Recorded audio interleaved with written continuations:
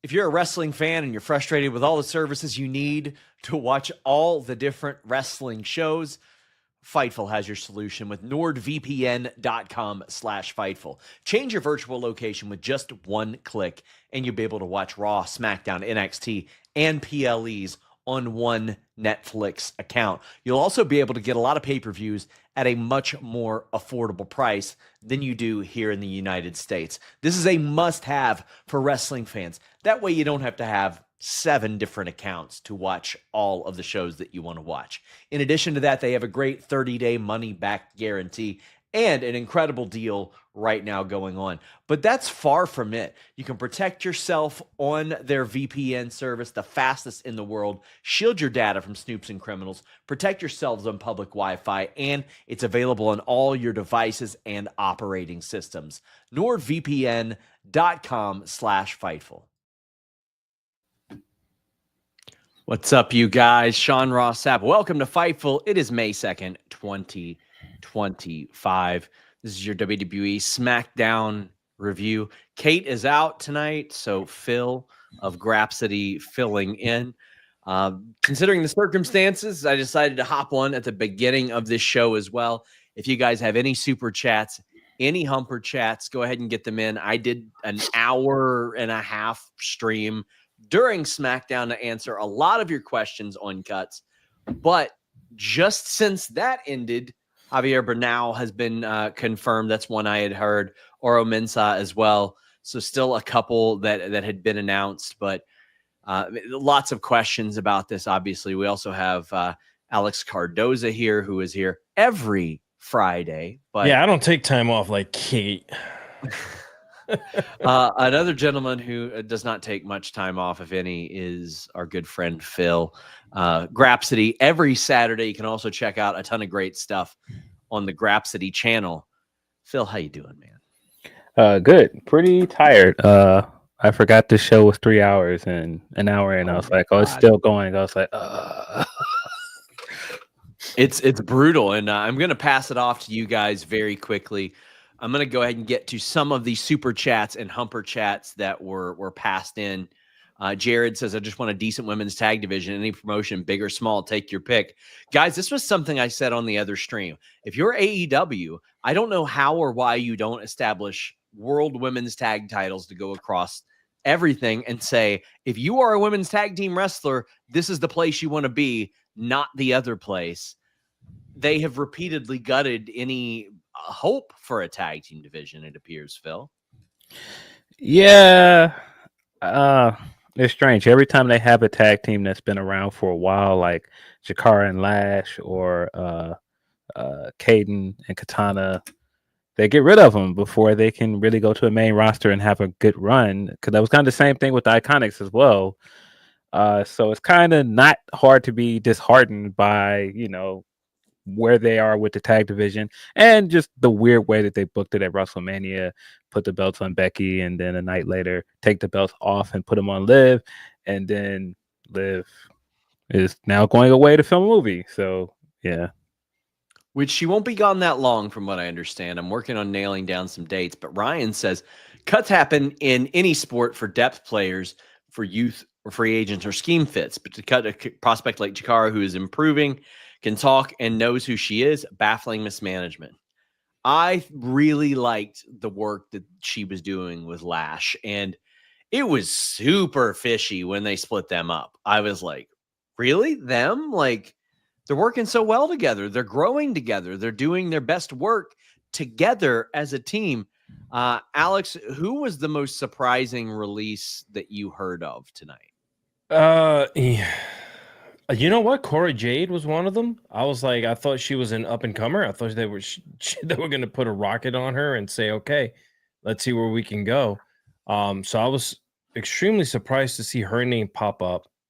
I'm pretty sure wherever she lands, and Gigi Dolan. She was just on television, literally was just like on front row. She was doing all the celebrity things. Remember that for the night after WrestleMania. She's another one that to me has just unfortunately in WWE has had so many waves, right? In how they've handled her. And unfortunately, it's like with Dakota and all that stuff, it's just like there was a little bit of the writing on the wall. I don't want to say I knew it or anything like that, but I mean, like, there were some people that just weren't doing.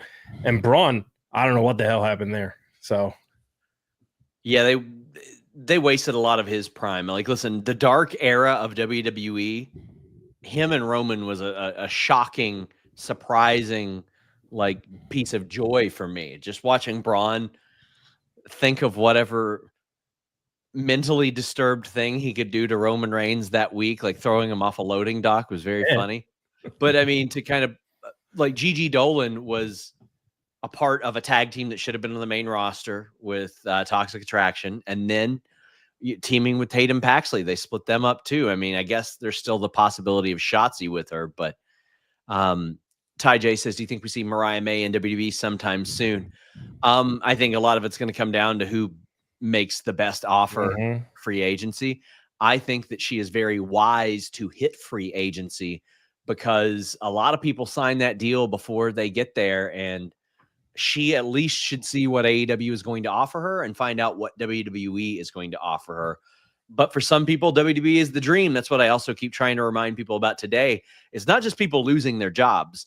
Almost all of these people are losing their dream jobs, like almost exclusively, which is very, very sad to see. Parker says, is it a bad look when you talk about benching, then release talent weeks later? I don't think AEW can benefit getting Cora and Dakota to their women's division. Wishing everyone released. Good luck. Prove them wrong. I can't remember specifically who it was. I know there were some talent during the pandemic who got on AEW's bad side because they skipped some AEW bookings because they had signed with NXT. I don't remember if Cora's one of them, but Dakota already has supporters. I mentioned this on the other stream. Like, a top agent in wrestling hit me up and was like, hey, any chance of you connecting here? Because she's going to get signed somewhere. So that's already something that is expected. I would be surprised if AEW doesn't bring her in. Cora, I think she's going to work the indies a lot more. Phil, do you see any potential landing points for those two specifically? Well, Dakota was in talks with AEW the first time she got released, right? Well, when her contract expired. So I wouldn't be surprised if she does make the jump this time. Cora, like you said, I could see her doing more indie stuff, going back to being Aleister Black, and then from there, I'm not sure. Anthony says, couldn't get into this show because of the talent releases. Why did WWE announce talent releases right before a show? So this is a very peculiar thing because I broke this down on the other show. If anybody's ever watched Office Space, you know why they do firings on Friday. It's the best day mentally to do a firing for any number of reasons. But for WWE, doing them 2 hours before a SmackDown where your mentions are going to be dominated by people dunking on your show, I don't get it. I know that a lot of times WWE, when they had bad news, they would release it like before something big, like a show, pay-per-view, whatever, because of the old today it's in the news, tomorrow they're wrapping dead fish with it mentality where, oh, just wait till the next thing. But this, I'm shocked that they do it always before SmackDown at this point. Like, I'm just very, very surprised. But I'm about to hit the bricks, guys. Please leave a thumbs up on this video. Also, FightfulSelect.com. I'm going to work on a free update tonight on some of these releases. We do have a free tier. We have a bunch of contract news coming to the Fightful Select paid tier as well. A couple things I wanted to clear up because I saw people clipping the hell out of my podcast. It was there's no new Wyatt's update. The same update there's been for 2 months. And then I saw a lot of people saying that, like, implying that I said that Triple H personally fired these people. No, I said if he wanted these people there, they would be there. They would be on the show and not put in a position to where they would be fired. To that same degree, somebody asked me, well, how much input does Shawn Michaels have? And I was like, well, nobody's ever told me that. And certainly his booking doesn't appear like he has a lot of input because he's from Mustafa Ali even. Like, that man was supposed to win the North American title and he got fired. So, like, definitely varying degrees of that. Triple H is way higher on the ladder. There's certainly a collaborative effort there, but listen, there are not people that are factored into major creative plans that are cut on around this run or even the last run. So, like I said, if he wanted them there, he would have booked them to the point to where they would be there. But gentlemen, I want to thank you for letting me pop on at the start of this. I encourage everybody, if you want to hear additional stuff about the releases, I did a show earlier, but also check out, well, no, it's this dude over here tomorrow on Grapsity, because I'm sure there will be a much more measured take, well, from Phil at least, on these these releases. Thank you, guys. Yep. Here's this guy. He goes, "Thanks for letting me come on." I'm like, "It's we report to you, sir." Yeah, I mean, this is your company, sir. He's like, "Yeah, I'm coming on. Great." It's not like he's gonna say, "Hey guys, I think I'm about." No, not today. Sorry, this isn't even my show. Sorry, Sean. I'm feeling everybody. Like, hey, thanks for. Yeah, I'm sure Kate will be fine with it. Yeah. No one's gonna say not tonight, Sean. You might want to hold off. Yeah, but get your super chats in, get your humper chats in. I'm sure people have questions about the release, and also, questions, stuff about tonight's show. Kind of a downer night all around. It was kind of hard to get into this show with some of the news. The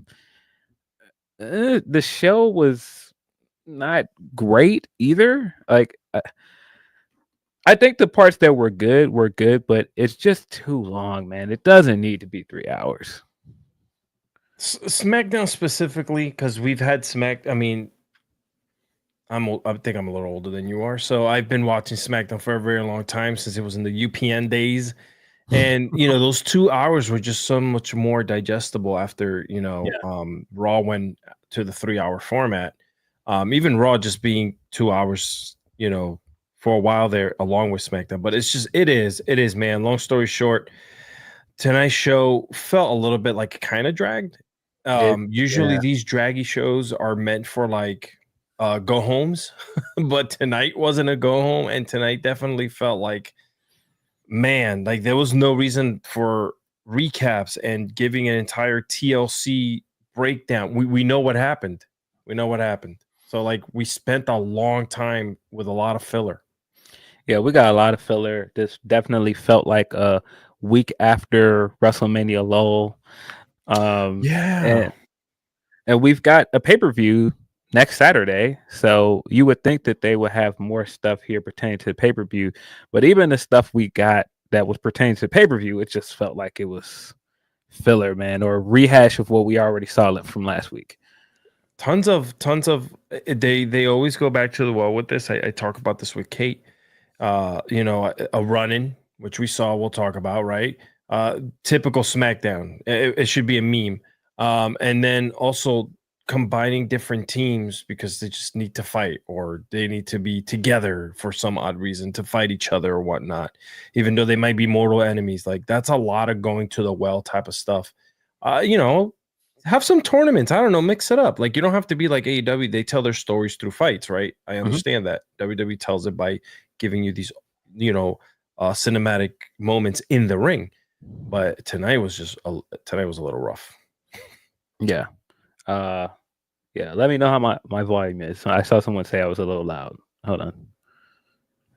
You're just excited. That's what it is. You're just really excited. I'm yelling, I guess. I don't know. Yeah, it is. Now you just came in a little hot. I don't know if you want to just bring it down a couple notches, but right now, obviously you were excited, so you were yelling into the mic. So yeah.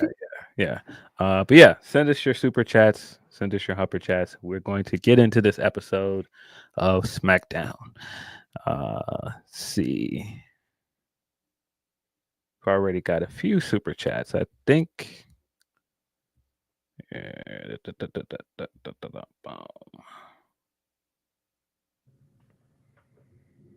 Okay, maybe that is a humper chat because I don't see it here. See, for Van Twin Blade, he says, Fed sucks.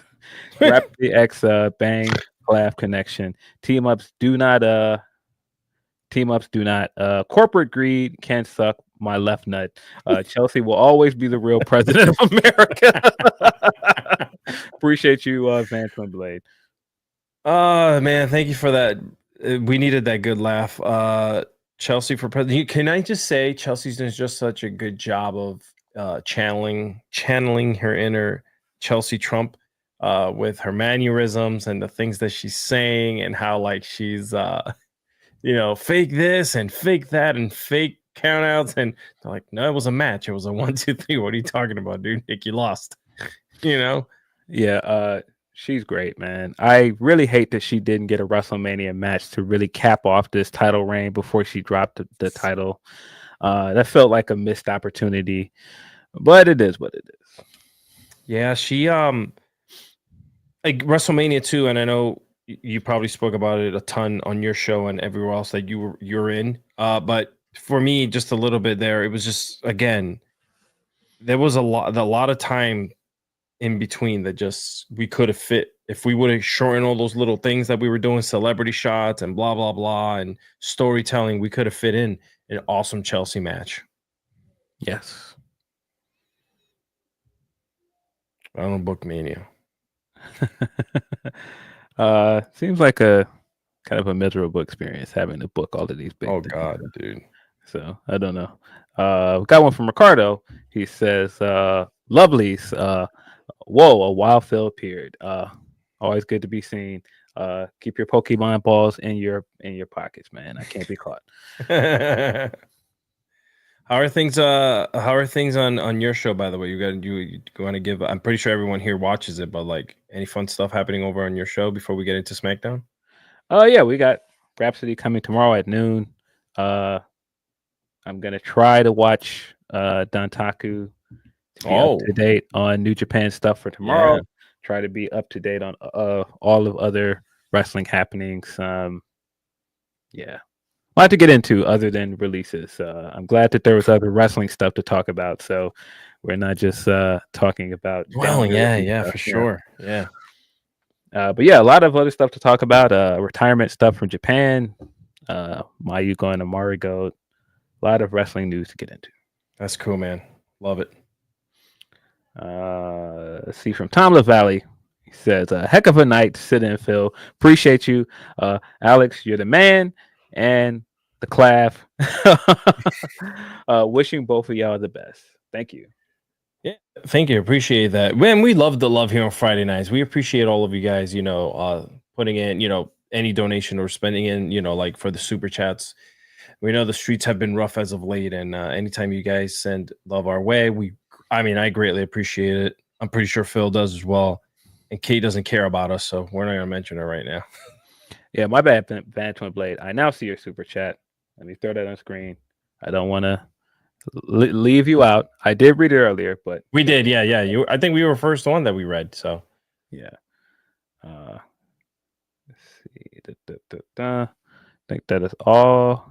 Okay, we got. I believe this humper chat from Anthony Velasquez. He says, "I couldn't get into the show because of the talent releases.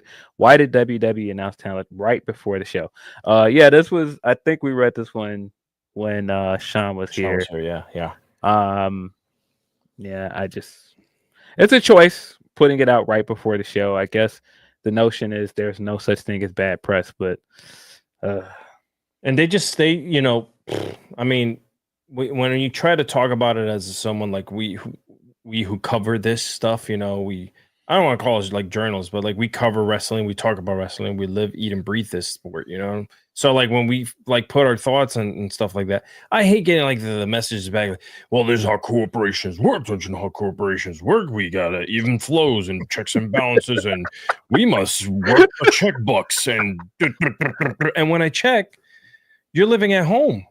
Yeah, you're working AutoZone, and you're trying to like school me on stuff like that. I know this happens, but in a situation where you have a ginormous company like this that touts a lot of what they're doing on a daily basis and every show, and you're buying other companies, right? Absorbing other companies, when a firing occurs like this, specifically, right after your biggest show of the year. It's a little bit of a letdown, like I understand people got to go. Like contracts end, people get let go. It happens everywhere. It happens at my job, right? But gosh, it's just like when it's in the middle of nowhere, the way it did, it's disturbing. Yeah, I mean, just at this time period, it's just not a great time to hear anybody losing their job. I mean, it's never really a great time to hear people losing their job, but just with the climate in the country and a lot of things, it's just, I don't know, it's a scary time for a lot of people, and you don't want to hear people losing their job. Sure, some of these people, if not most of them, will probably land on their feet, but just not good to hear, man. It's just a downer. Yeah. Yeah, Ryan, that I forgot about that. Ryan is saying also the release of Shayna right after those jokes were made. Nasty work. Yeah, some of that stuff that was leaked from the roast with Shayna being released right afterwards. Yeah, nasty. Yeah, sure. I forgot all about. I forgot that she was let go too. Yeah,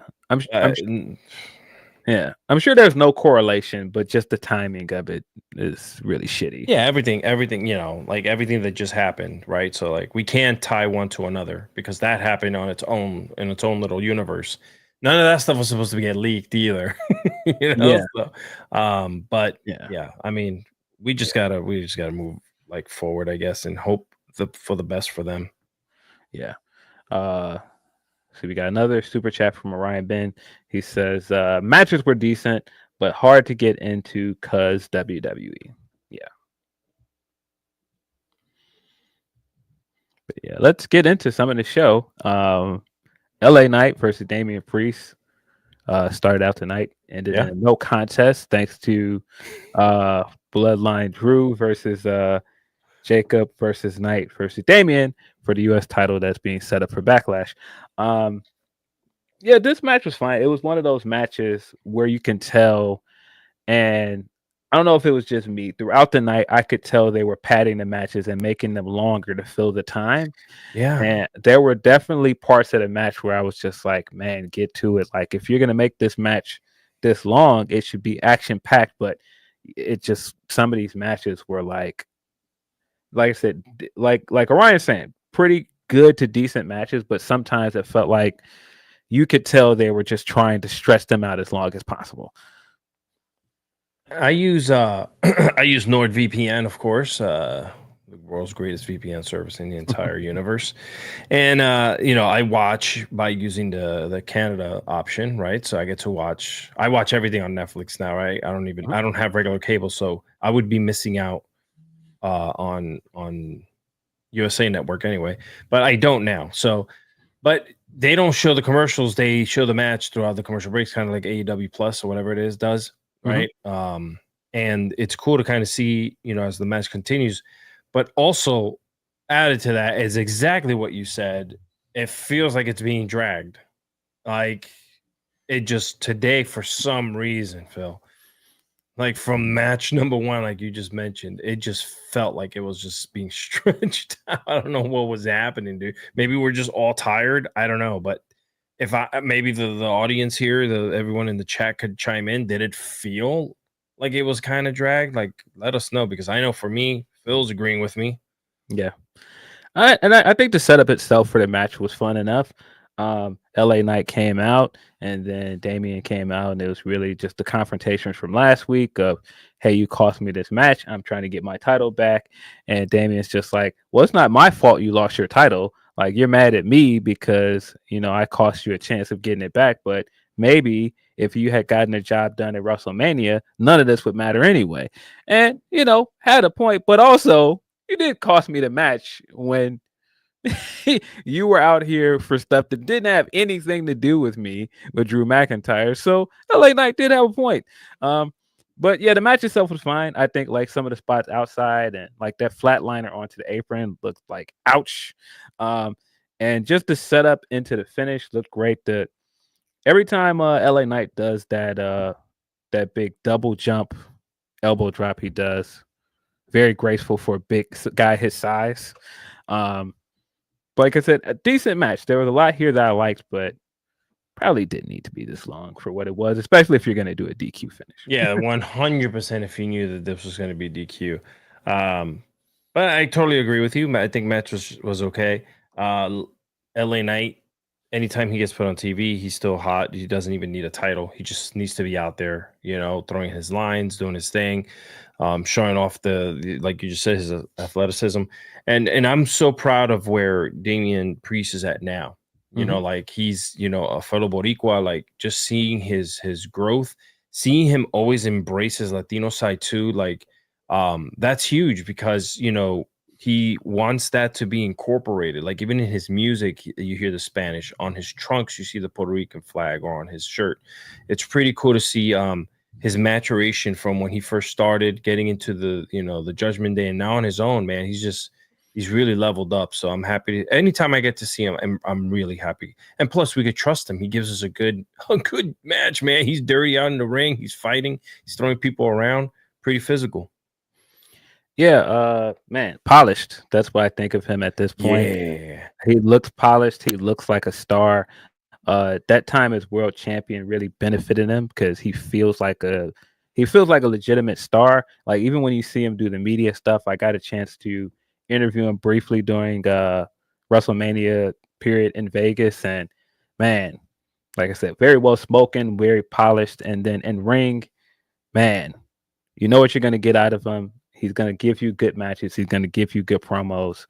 And I thought that was more of this tonight. If anything, I'm a little bit disappointed that he's just in the U.S. title picture and they're not moving him back into the world title scene. But, at least they seem to have something going with him. And I think like the stuff that they're doing to build to the U.S. title match at Backlash has been solid.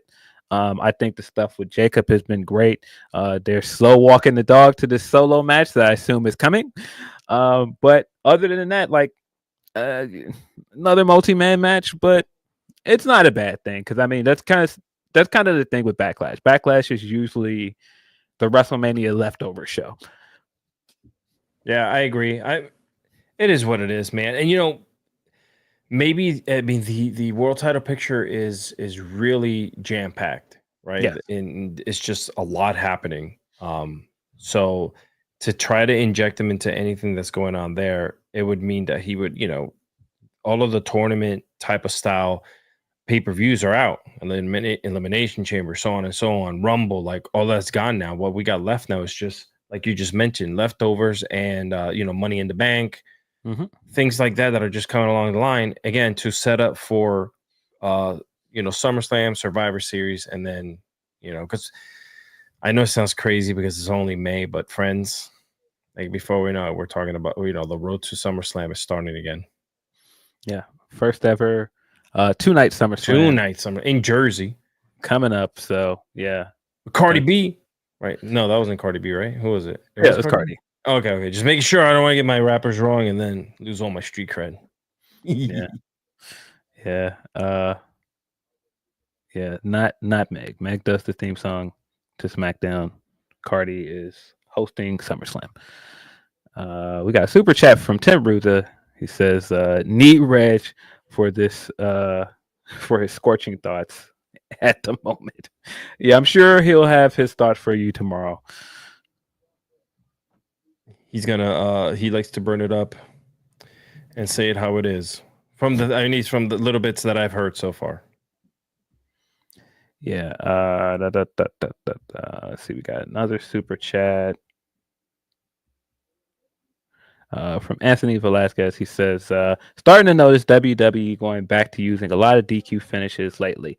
Yeah, not the biggest fan. There's nothing wrong with doing interference and doing DQ finishes, but when there's so many of them in one show, it gets too predictable and it gets a bit too formulaic. And I get why this was a DQ finish because, again, set up the big multi-man match for Backlash, but I think because the match was so long, it was just kind of like, eh. Yeah, yeah, you're right, 100%. I think that's exactly what it is. It just makes you feel, right? You don't feel as invested. Yeah.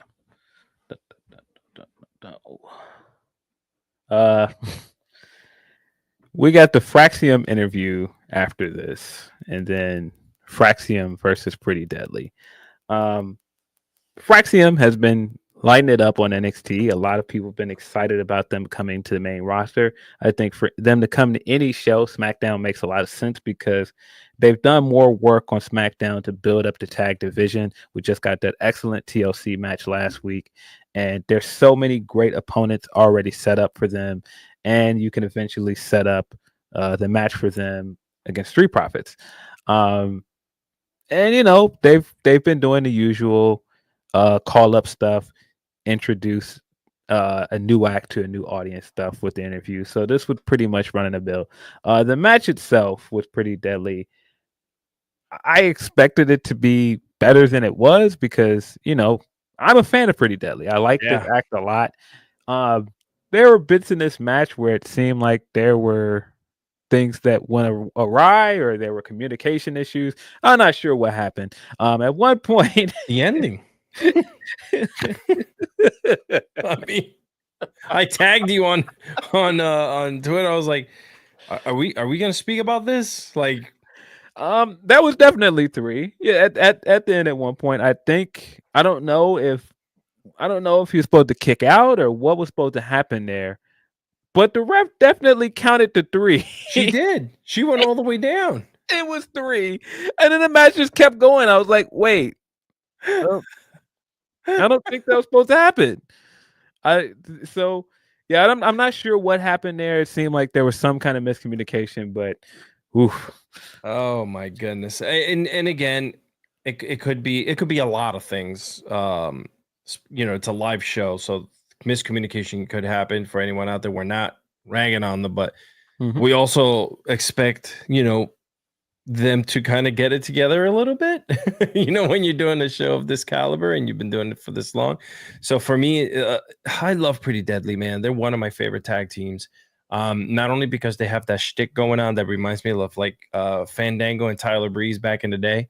Yeah. But they can chop it up in the ring really well. These guys can really wrestle, man. Like watching them on NXT and just seeing what they were doing earlier before they just kind of became a sideshow for a lot of tag team matches on SmackDown.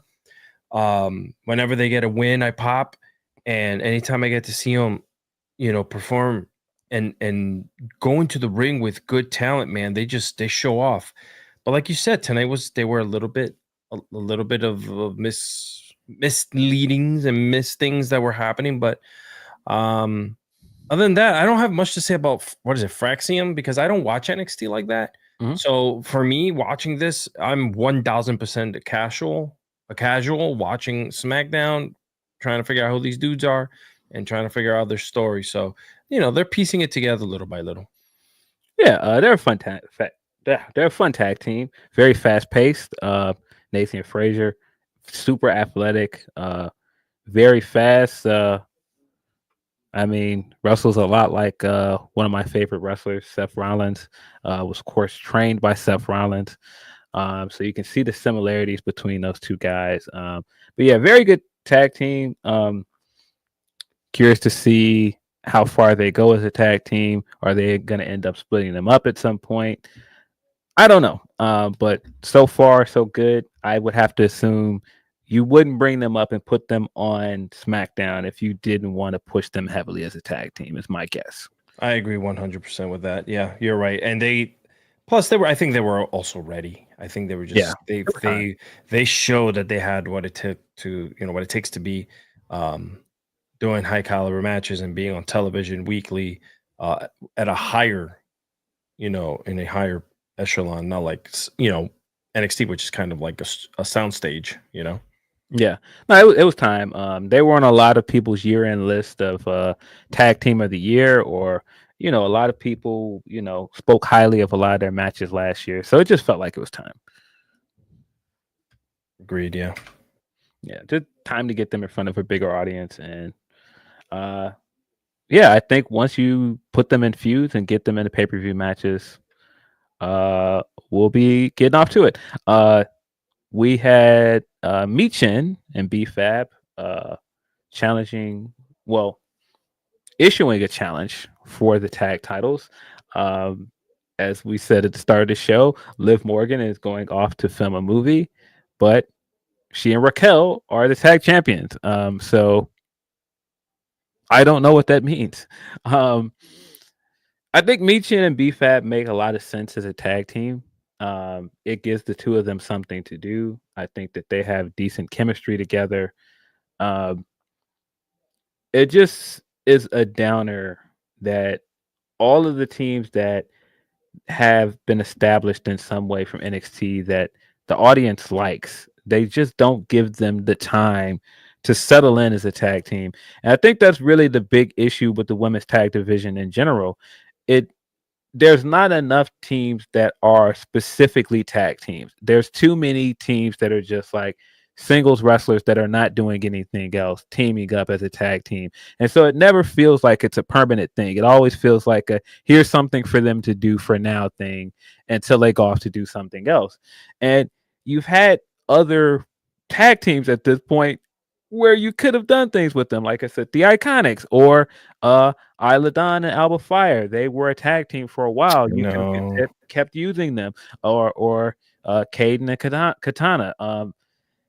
And it sucks every time you get used to a tag team. They either release one of them or just split them up for no reason.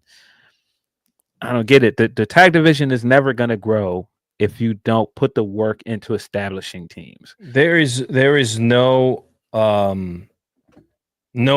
backing for the females tag team division. Zero whatsoever.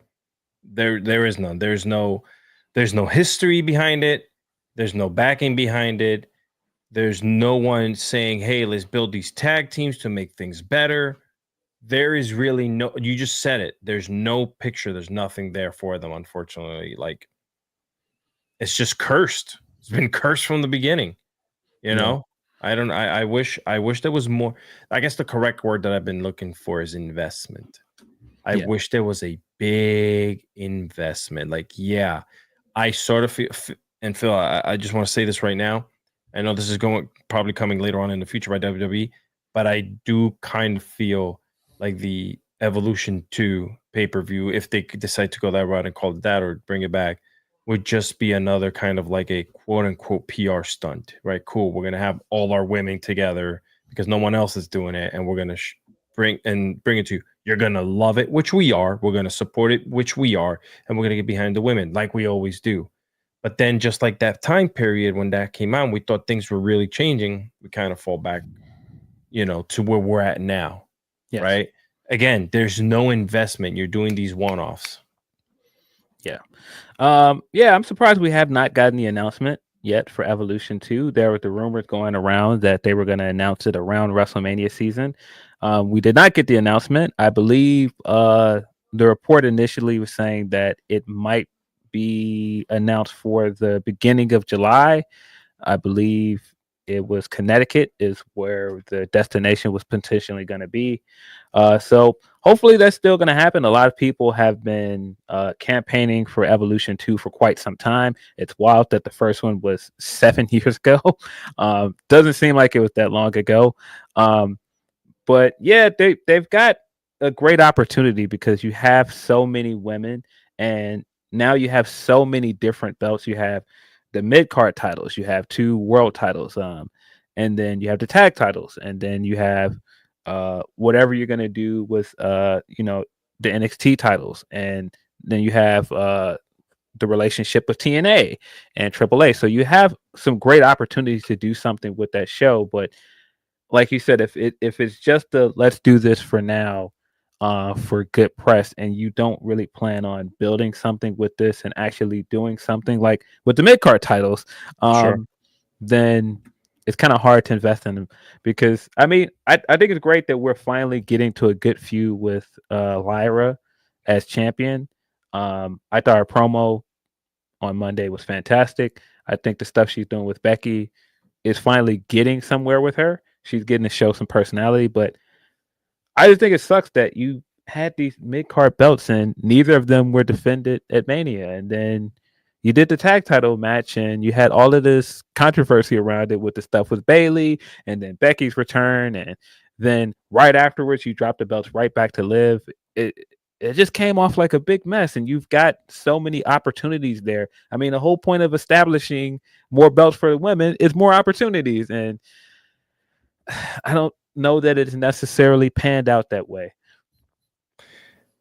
That's exactly the problem, right? There hasn't been a solution. We know that there's a problem, and what we happen to do as of late, since these tag team belts or anything that has to do with the women. Now you got these mid card titles, but the mid card titles also don't have any investment in them, right? Yeah. Besides Chelsea making her own personal investment into trying to make things work. You got the Intercontinental Women's title. Perhaps maybe there will be an investment because they're going to put it on a Becky Lynch. Maybe that's what you're looking, forward to doing, right? But I don't know, man. They need to do something because, like you just mentioned, unfortunately, they're just props. Yes. Right after this, we got the Nia Jax, Tiffany Stratton, Naomi and Jade segment, which set up the main event for the show. Initially, the main event was supposed to be LA Knight versus Damian Priest, but the opening segment ended up turning that into the opening match as opposed to the main event. So the women went on last. This segment was fine. It was just more of Naomi continuing to rehash, her grievances with Jade, and now she is pushing to go back into the title picture, which I'm happy about. I think that this was fine for what it is. I love Jade and Naomi's feud at WrestleMania. I thought the match ended up being solid. And Naomi is just really clearly having a blast playing this character. And so it's so much fun to watch her as a heel at the moment. I think they've got something in her right now, and I think they've got to push her, man. Like I think people have been waiting since she came back from TNA to get something to sink their teeth into. And now that she's been in a meaningful storyline, she's got a character that she's clearly passionate about. Yeah, it's fun to see her. She's been, since she came back, she's kind of just been like an afterthought. She's just been there and taking pins and whatnot, and kind of getting her back into what she was doing in the Knockouts division, and letting her kind of go reign on her reign of terror. It's pretty cool to see. Yeah. But yeah, this was basically run of the mill segment, set up the main event. Jade still has the tension with Tiffany Stratton here. Nia Jax is trying to push her way back into the world title picture. And, that set up the sides with reluctant teammates. How can they coexist for the main event? Yeah. And this is what I mentioned earlier about getting these talents together that are supposed to have problems or kind of not like each other, or there's beef, or I'm coming for that title, but guess what? We're going to be friends for this only match. And something weird's going to happen. Perhaps the little elbow to the face by mistake, or I'm about to hit you, but instead I elbow drop the ref, and now the ref is knocked out. What are we going to do? Unfortunately, that's just, I feel like it's going to go, and it's a go home show. So God, for next week. Yeah. Like I said, it was fine. It was what it was, but yeah. We got a super chat from Van Twin Blade. He says, Alex, did you see world famous Puerto Rico VTuber Iron Mouse spoke to Congress people about the immune deficiencies a week after raising over $1 million for the Immune Deficiency Foundation? Yeah, I was checking that out not too long ago. I saw something come in my email, in my inbox. I have a couple of people who send me things that are happening around in the island, from problems with our government to what you just mentioned. So I did not completely get into it because I was prepping for the show, but yeah. But thank you for bringing that up. I really greatly appreciate it. I like that you guys probably see my tweets and my skeets and my posts on Instagram, and you kind of see that I'm very heavily involved in the politics and the things that happen back in the island, even though I'm not there. You guys have always been so so nice to me and supportive of what I have to say and always standing up for the Latino culture. We got the return to in-ring competition, at least for SmackDown, for Aleister Black taking on The Miz with Carmelo Hayes in his corner. I was surprised. This is another one that I was surprised this match was as long as it was. I thought this was going to be just a quick, decisive win for Aleister Black. And it was. He picked up the win here, but it seemed like, they had to stretch it out with the stuff outside. Did a few distractions from Carmelo. I don't know. I don't know that we needed all of that. I still don't know why Carmelo is teamed with The Miz. I don't know that he really fits with The Miz. But it definitely was an Aleister Black match. Came back with his same entrance, same theme song, which is still a slapper. I don't know. It was what it was. It just kind of felt like what we said across the board about the show, that it was just a filler match just to get him back in the ring on SmackDown. Yeah. And it could, it's going to happen to the one and only Miz, unfortunately, getting Black masked for his face, unfortunately. I don't know what you just mentioned. Carmelo should be on the highest of highs. Carmelo should be, if you really wanted to start elevating him, he should have been in the United States title picture a long time ago. He should have been, or anything that has to do with Intercontinental, maybe put him there. I understand what they were doing with that with Braun Breaker and stuff like that, but they could have figured something out for him. He was an incredible, his presentation and just the way he carried himself in NXT to just being a lackey now is just a little bit weird to me. And yeah, for me, it's I'm glad it wasn't him against Malakai or Aleister, just because to me it's Aleister wasn't going to lose that match. No, out of maybe 37 fights, he lost maybe one singles match in AEW. Everything else was with either Buddy or with the trios. So it's just the man has a mystique about him. He's not going to lose. He's going to destroy you, right? Because, like you just mentioned, he has that look to him. So I did not want it to be Carmelo. I was like, geez, can we not go back to that? Poor Carmelo lost 32 fights in a row every Friday night when we were watching. Yeah, I do feel like this is eventually leading to Melo versus Black. I'm glad that it wasn't the first match because, again, it was very obvious that Aleister was going to win. But I have to assume they're going to do that somewhere down the line. And I do think that match is going to be better than this match. But yeah, it's Aleister Black. He's going to win. He's I know.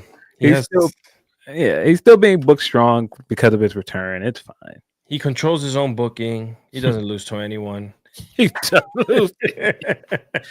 Man, look, he looks great. He's in incredible shape. He's moving better. I know at one point he had a few injuries that were hampering him. So it's good to see that he's healthy. He looks good, but yeah, this was definitely filler. Super and elongated filler, by the way. He should have been in. He should have came in, given him a roundhouse kick to the mouth, and moved on. Yeah. We got a super chat from Will Chisholm. He said, the funny part is Nia and Naomi are family. Our family, yeah. Hello. Yeah, that is funny. Start up the women's bloodline. Yeah, get to it. Backstage, we got the Rey Fenix and Escobar segment to set up their match later in the night. Escobar came into the locker room and started taunting poor Rey Fenix because he lost his WrestleMania match to El Grande Americano. And he's just like, look at you, man. The so-called greatest luchador ever picked you to take his place. This is probably going to end up one of the biggest matches of your career, and you lose to basically this poser. I was like, man, let him live. Not too much on him, man. All right. I tell you what, What are they calling him now? The Grand Wizard? What is it that they're calling? Yeah, I hope they're not calling him Not the that. Grand Wizard. What are they calling Escobar? Oh, jeez.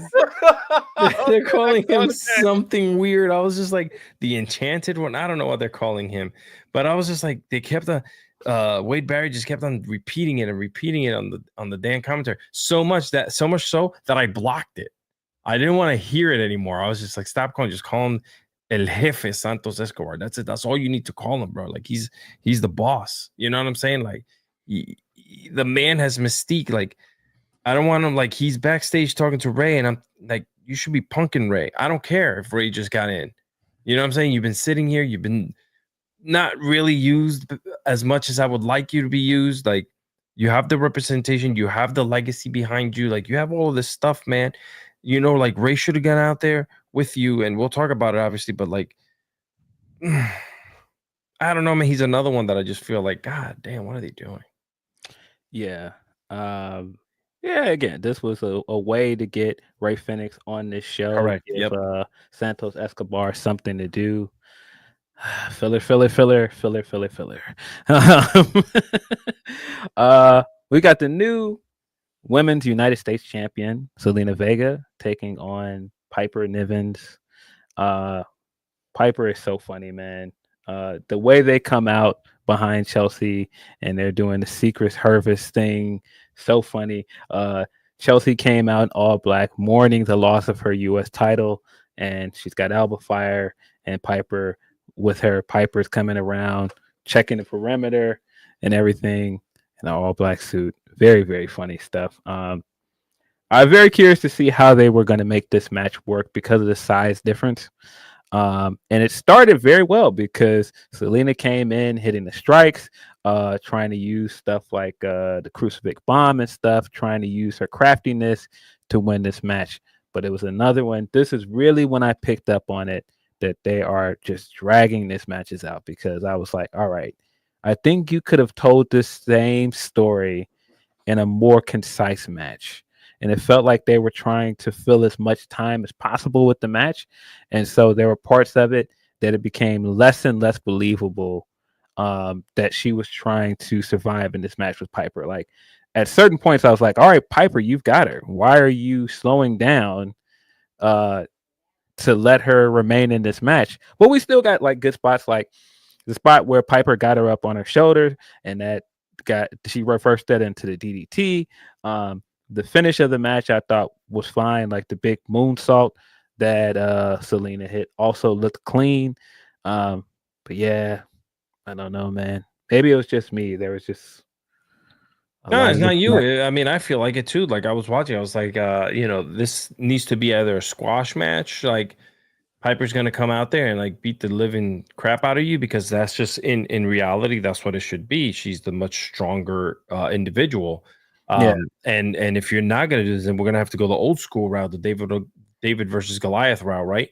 Where Big Show versus Rey Mysterio, right? You got to find that way, be crafty, be on your toes, speed, quick hits.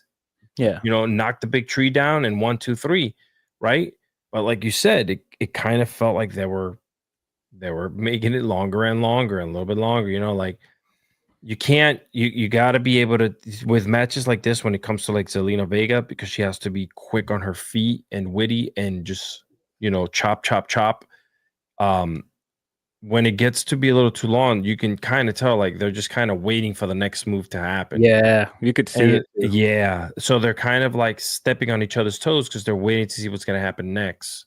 And I would prefer, and I'm what is it called, armchair quarterbacking this right now. I would have preferred for them to kind of just have a little bit of a higher pace, and maybe have antics happen after the bell rings, 1, 2, 3. Maybe you beat up Alba Fire, you know what I'm saying? Like, or do something, if she decided to come in after the match or whatever. But yeah, I feel you, man. There was some strange dynamics going on today in the ring.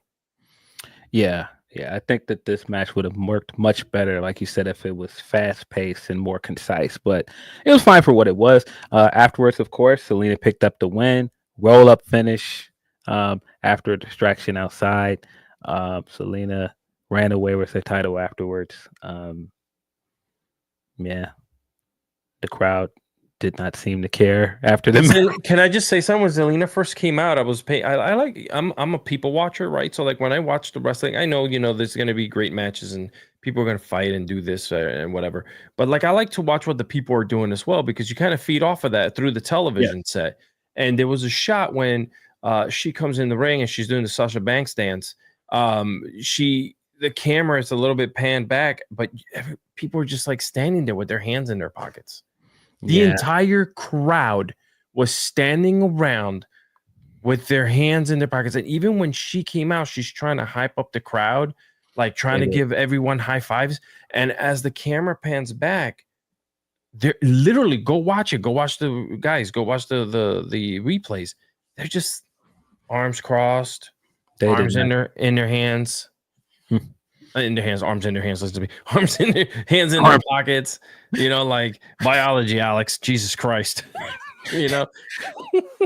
But yeah, so I was just like, come on, man. She just won the title. Give her something, man. Give her some love. The whole night, it just felt off. The vibe in the arena wasn't as hyped as I thought it should be. But it also has to do with the product that's being presented in front of them. Right. So like there's only so much oh yeah, we love it. Randy Orton's gonna get a giant pop, but then everything just kind of settled back down after that again. Yeah, and I think that's where I think if this match was a little bit more punchy and fast paced, it might have gotten the crowd into it, but it went on for the amount of time it did. And then when she did get the roll up finish, people were like, oh, okay. And people were just looking around like, all right. And that's not really fair to Zelina because Zelina's a good wrestler. She is very talented. But I don't think like the build to her winning the title and this match really did her any favors because like I said, the crowd just was not into it. Yeah, I 100%. It was just unless she's in New York, she'll get that giant pop. I've noticed anytime she even wins a match, like the crescendo's there, like she won, it's surprising, but then it's just like, and she'll come out again, and it's just again another moment in time where the crowd is just like standing there with their arms crossed. I was surprised. I was so surprised because, like she's trying to hype up the crowd in the ring with her dance and like, letting everybody know what's up. And everyone's just like, oh, okay, cool. Like they're looking at the entranceway. Yeah. And I think also, if you had really built her up as the challenger for Chelsea after Chelsea had such a popular reign, it would have worked out better. But like I said, I just think like that abrupt win, it didn't really do her any favors. Yeah, I agree. I don't know, man. It's just there's the investment. Just let's make an investment on someone like I say, and I feel like she's a transitional champion. I didn't want to say that, but I kind of feel like that too. I want to be wrong because she's been with this company for so long. She works hard, been patient, and they put that over a lot online after she won the belt, and like, how much patience and perseverance pays off and what have you. And it's like, yeah, I just think if they had built her win better, it would have gotten over better. But it just, it didn't. And, hopefully, with time, you give her some wins, you give her some feuds, that'll change. But I don't know. I really hope that this isn't just, hey, put the belt on her quick and then put the belt right back on Chelsea. Just kind of like do something to kind of either put it back on Chelsea or bring a new opponent into the mix. But we're not seeing any investments being made. We're not seeing any feuds. We're not seeing any backstories. We're not seeing any tournaments. We're not seeing anything. It's just it's kind of like the Michin and Chelsea Green thing. They fought forever, like 10,000 matches in 1 week. Sorry, I'm ranting. Yeah. So I mean, if what's going on? Hold on. Live right now from Phil's house. Who's at the door? That like threw me way off. Sorry. We're gonna put bets on Bet Online AG right now on who's at Phil's door. Get turned around like Shannon Sharp. Shut the fuck up. Did you see that clip? Shannon's just like, shut the fuck up. Oh, Shannon. Poor Shannon. We're not even gonna get into Shannon. Poor Shannon. Oh man, not poor Shannon. Wow. He needs to know better. The man's 50-some years old. Come on, Shannon. Get your shit together. Listen to us here at Fightful. If you need a job, hit us up. But yeah, send us your super chats. Send us your humper chats. We've got 2 more matches to get into. Randy Orton came out to cut a promo before our last 2 matches. And it was essentially just a rehash of what we saw from last week. It was cool. But I hate when they do this thing where it's like, all right, it's clear the champion's not here. It's clear like the main guy that they've been having these back and forth with is not here. So we got to have something here to fill this week until we get back to it next week. And that's really what this was. And I think the Randy and Cena stuff last week was good, especially the SmackDown segment. I really liked the SmackDown segment. So I kind of wish that they had something more interesting for Randy to do this week other than just come out and rehash what we already knew. It's just going to be like that.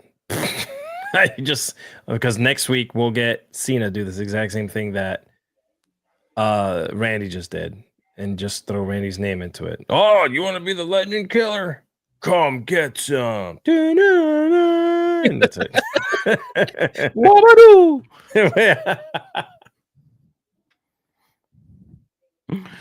Yeah, but yeah, this is what it was. Randy came out and basically reiterated a lot of what we already knew. That's what it is. Follow this up. We got the Santos and Rey Fenix match that was set up earlier in the night in the backstage segment. I thought that this was going to be the match, Alex. When it started, I was like, all right, we've got 2 luchadors in there. They're going to come out. They're going to wrestle at the quick pace. We're going to get the big high spots. This is going to be match of the night. It wasn't match of the night. It was good. I mean, listen, they did their thing. And God, now, I mean, this is a repetitive thing that I'm putting out here. I apologize to everyone, but there was segments where they were just laying on the mat for a long time. Like you said, they were trying to, and for being luchadors, they should have been a little bit more free, like a little bit more fast paced. There was something missing, man. And I guess it's because my brain has been freaking now like rewired with AEW lucha wrestling, right? And seeing the Lucha Bros or Ray or Penta do their thing in AEW, which is totally different from one of, I know that they've only had a handful of matches, but they're not the same. It's not the same. It's not. It really isn't. And can I tell you something? I know Santos could go. I know he can go, bro. I know if you let him loose, he'll do his thing, man. But here we are. Yeah, very safe match. I thought. Yes, those are the words I was looking for. Very, very safe match. I thought like, okay, it's Rey Fenix. You're gonna let him go out there and go, all full cylinder, like balls to the wall. Santos is gonna get off. You're gonna have a great match, and they didn't. It just like you said, there was a lot of like, dragging us out, laying on the ground, rest holds. I was like, God, get to it, man. I was like, come on. And I mean, the spots I really loved, like the finish of the match was excellent. Rey Fenix did the tightrope walk into takedown, and then he did his finisher. Looked incredible. But it's like, man, I just wanted to see the big high spots. I wanted to see some more of what you'd expect out of Lucha Libre in this match, and we just didn't get it. I was so surprised because I was like, if any match is going to deliver tonight, I thought these 2 guys were going to bring it, and it didn't. It was just more of the It was underwhelming. It was when they say we got like just let them do their thing, man. That match could have 100% stolen the show tonight. Yes, I thought that it should have with these 2 guys, with just how talented these 2 guys were, and man, it just was more of this. It was just more of this tone that we've had over this entire show of just like, I don't know, man. Everything just was at this slow pace. Everything was just dragging along.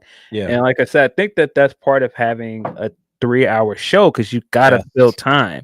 Yeah. And so I think if this was a 2-hour show, we would have gotten a quick, we would have got a quicker match out of this, and it would have been better. But yeah, this didn't really hit for me like I wanted it to. It sounds like we're harping a lot on tonight's show. I don't think it's none of that. I don't want anyone to get the wrong idea. It's just that we have a certain feeling. We're not the only ones who feel like that. There's other people around the web and whatnot who've said the same exact thing. There was just a lot of like weird, elongated pauses and moments and weird events happening. A lot of recapping. Yeah, we got the big recap of the TLC match during this and a bunch of other stuff. But yeah, I mean the spots in this match that were good, like the strike exchanges, like some of the stuff at the beginning of the match, I really enjoyed. And like I said, the finish was excellent. But I just didn't really. I thought this was going to be the pick me up match because I was I was nodding off at one point. I was cutting back and forth to basketball, and I was like, "This is going to be the thing. This is going to be the match that gets me locked in," and it did not. And yeah, I was so nailing this poor match on the head, but yeah, But yeah, we got more recap stuff. Then we got the main event of the show. Naomi and Nia Jax versus Tiffany Stratton and Jade Cargill was the main event of the show. I thought it was great that they gave the women the main event. I really felt like Naomi and Jade has been one of the best storylines in general throughout. And so it was really cool to see that not just that the story is continuing, but they're continuing to get big spots. They're continuing to get big opportunities, whether that be the non-title match at WrestleMania and main event in this show. So I was really happy to see them in this spot in the main event.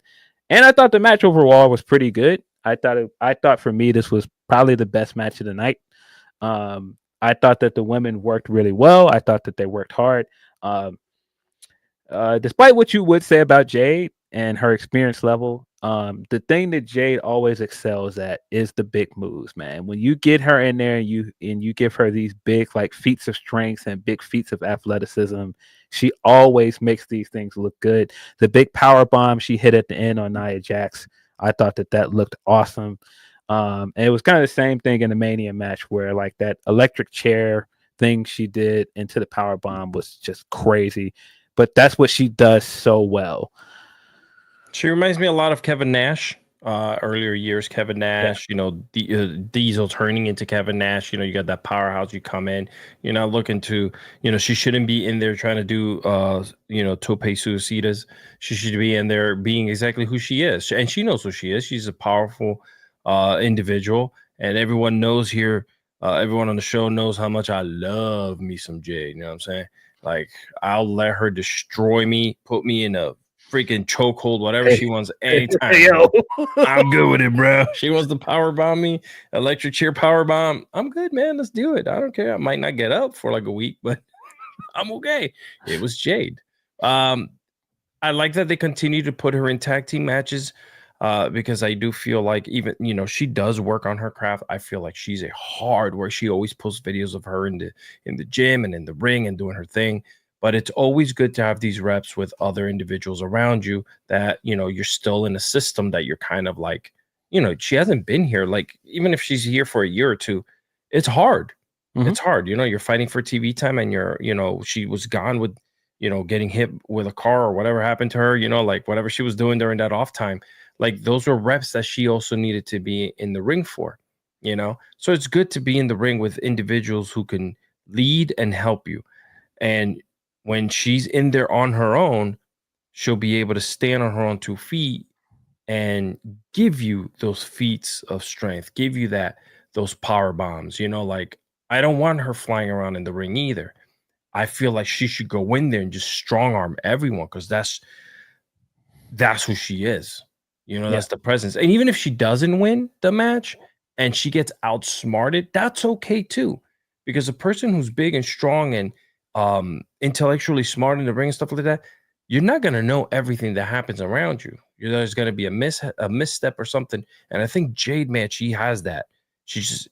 If she tweaks it a little bit more, man, there's nothing that's going to be able to stop it. When she was holding that world title at the very end, I was like, damn, she looked good with that title, man. That title looks good on her. Like, I'm thinking to myself, like, she's someone that can, you can strap her up, very well spoken and educated, and could do media. She looks like $1 trillion, She's a life-size freaking giant Barbie doll that could just destroy you at the same time, athletic. So for me, like, and seeing that and that image of her with the title, I can dig it. Obviously she's still a long ways from it, but she held a TBS title and she looked great with it.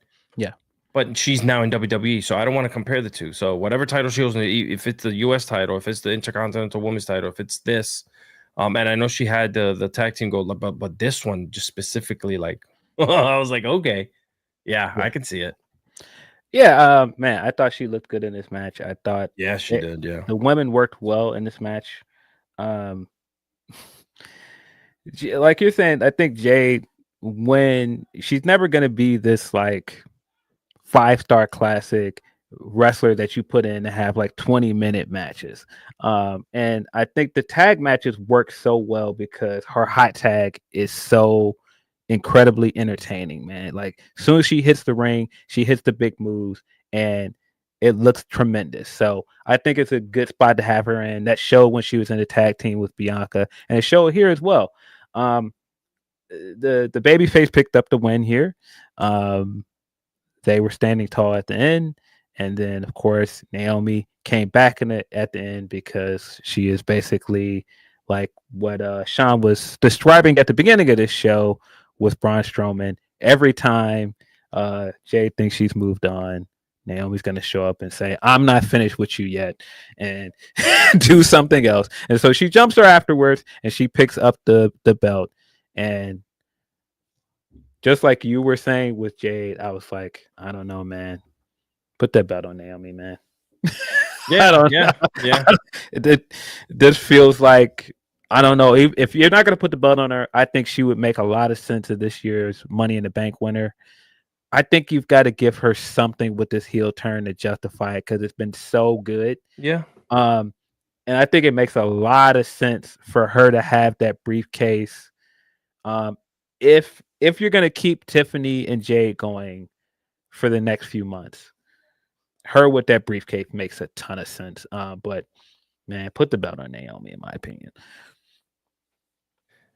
I think that having her as a heel persona as a champion would wash away anything that she was doing prior when she was like the glow version of herself, right? Yeah. And I think that sometimes and you hear wrestlers say it all the time, like they love working heel because it's different, right? It's just you're trying new things and you're really pushing the envelope.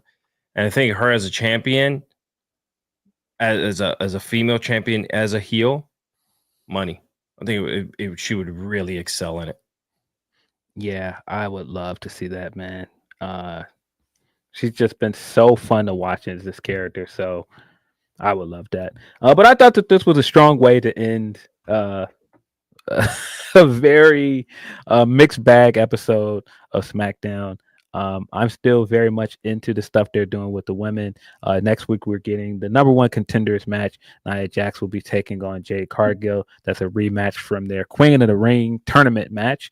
Of course, we did not ever get a definitive win to that because Nia won that match via disqualification. So I have to assume this time Jade's going to win, right? That's I would like that, yeah, but I don't know, man. They can throw any swerves. I don't know. Maybe we'll have a run in. Who knows? Yeah, it kind of feels like they're setting it up for Naomi to do the run in. Yeah, this is going to turn into another multi-woman match or something. Yes. Yes. But I would prefer for them to just finally give Jade the win and save the run-in for the title match or something. But we'll see. I agree. Yeah, that was our last call for super chats. I don't think we have any more. Let me double check.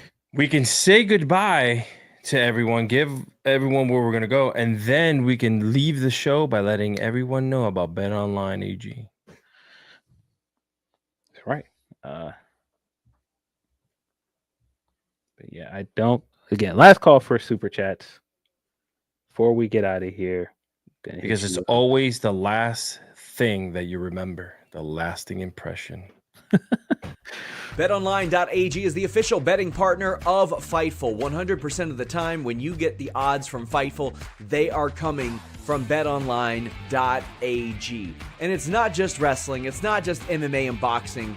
It's football, it's basketball, baseball, hockey. They have the earliest lines. You can bet big with the high limits and rebet functionality. They have the fastest payouts with winnings paid in minutes and the industry's best bonuses on every qualifying deposit. They've been trusted for 25 plus years. It's not some fly-by-night company.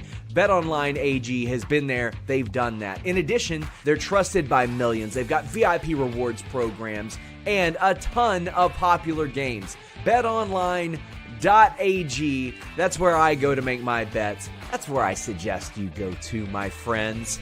Please just bet what you can and bet responsibly. Please, if you do bet responsibly, guys. Just bet what you can. But for all your sports betting needs, betonline.ag is the place to go. Hopefully, you did not bet on the Golden State Warriors tonight. Took a loss to Houston Rockets. But we do have a pay-per-view coming up. You can make your pro wrestling bets on BetOnline. I'm sure there are odds for Backlash on there as well. But again, betonline.ag is the place to go for all your sports betting needs. I don't see any more super chats or any new Humper chats. I think we are out of here. Let me just double check. Yeah, I think we got them all. This has been Fightful Smackdown review. I'm Phil Lindsay. You can, of course, find me tomorrow at noon Eastern on this very YouTube channel, Hopes and Grapsody, with Righteous Reg. We'll get into some of this WWE release stuff. We'll get into Mayu heading to Marigold and whatever other news that is out there. Feel free to check us out. Our YouTube channel is also up. It's at YouTube/@Grapsody. You can check out our interview with Brody King. I'm tired. Sorry, guys. Very tired. Brody King, not Buddy King, not some amalgamation of Buddy and Brody like they did the fusion dance. Buddy King. Brody King. Buddy King is a new up and coming country star. Buddy King is like if they did the fusion dance and then became like a blues singer. Oh, God. Yeah, appreciate you guys. Alex, you got anything to Hey promote? guys, I love you all. Thank you for supporting us here every single Friday night. Thank you for like coming in and jumping in for Kate, who left us yet again, and we love her. I hope she comes back one day. And you guys can follow me. You can follow me tomorrow, Saturday, or today, Saturday. I have a brand new episode of This Is Fine, a Millennial Diary coming out. You guys know where to get it. Simply go to my YouTube channel, or you can listen to it on your favorite podcast platform, whether it's Spotify or Apple. It's once again, it's This Is Fine, a Millennial Diary. You can check all the links out at alexiscardoza.com. So just to make it easy, if you go to alexiscardoza.com, you'll see all the links there. If you want to listen, watch both, it's all there. But yeah, so we're 16 episodes in, and they're bite-sized little episodes, about 5 minutes long. So you guys can binge from episode 1 all the way there to episode 15 and tell me what you like. Appreciate you all. And again, thank you all for like your support and love and for everything that you do for us. Yeah, appreciate all the supers and Humper chats. But this is where we bid you adieu. This has been Phil, Alex. We're out of here.